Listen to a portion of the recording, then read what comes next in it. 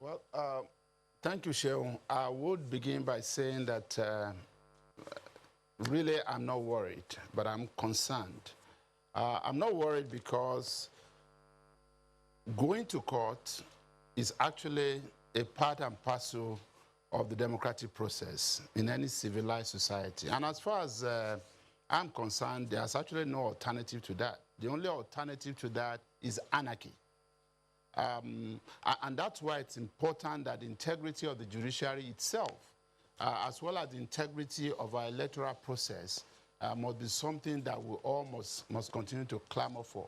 But as for people going to court, it's really nothing inimical to the growth of our democracy.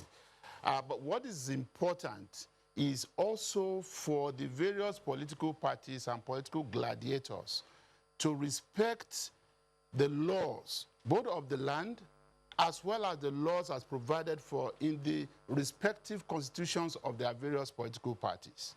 If, for instance, your party constitution says before you go to court to institute a suit, you must avail yourself with internal conflict resolution mechanism within the party before your case or your matter becomes ripe for adjudication.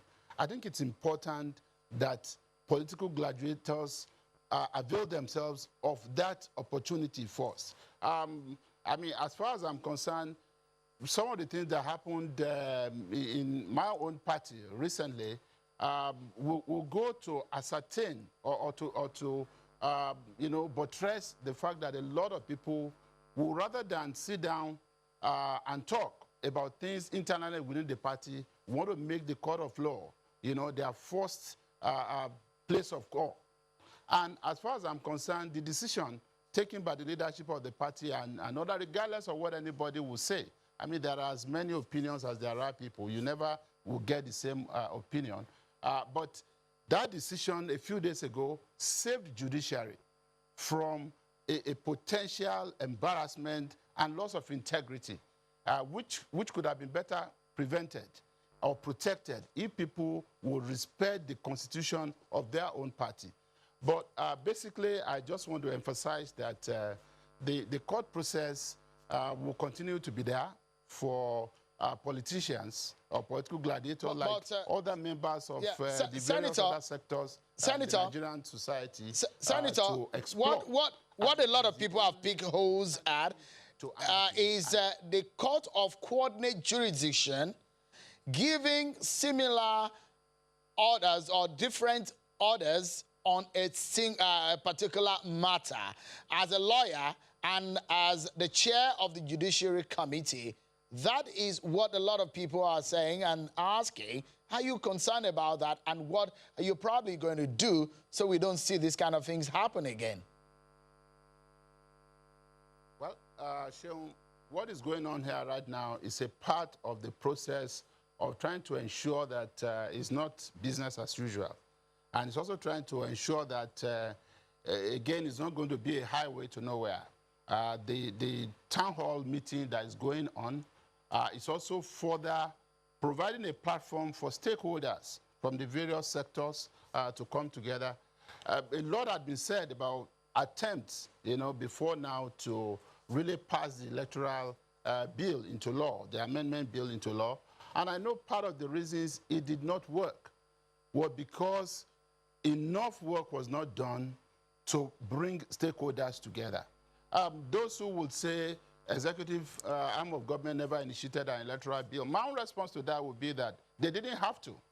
It could have come from any sector, either from within the political class or from INEC itself or from the civil society. Or, I mean, it will come as a private member bill on the floor of the parliament.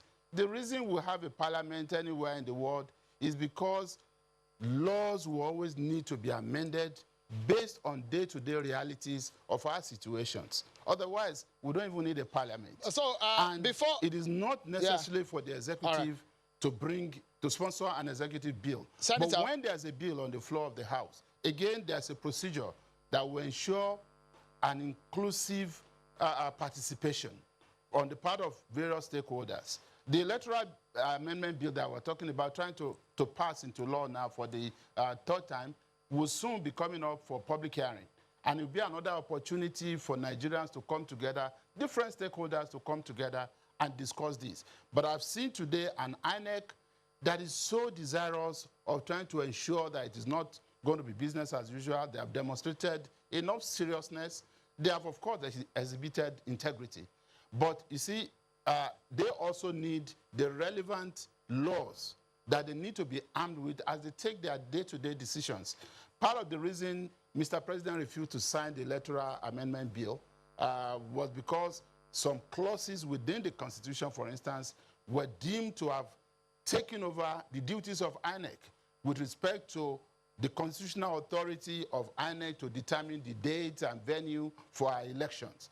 And I mean, if I were president, I wouldn't sign that because I would say no. Senator, we're due for a break. You know, with Senator Bamidele, we are due for a break. So apologies to butt in. We are due for a break. But people are asking me here to ask you if I just need a nod or a yes or a no. Are you committed to ensuring that the committee will end its work by December 2020? Well, Sean, my answer will be in the positive, but it's not something that you can just reduce to a yes or no.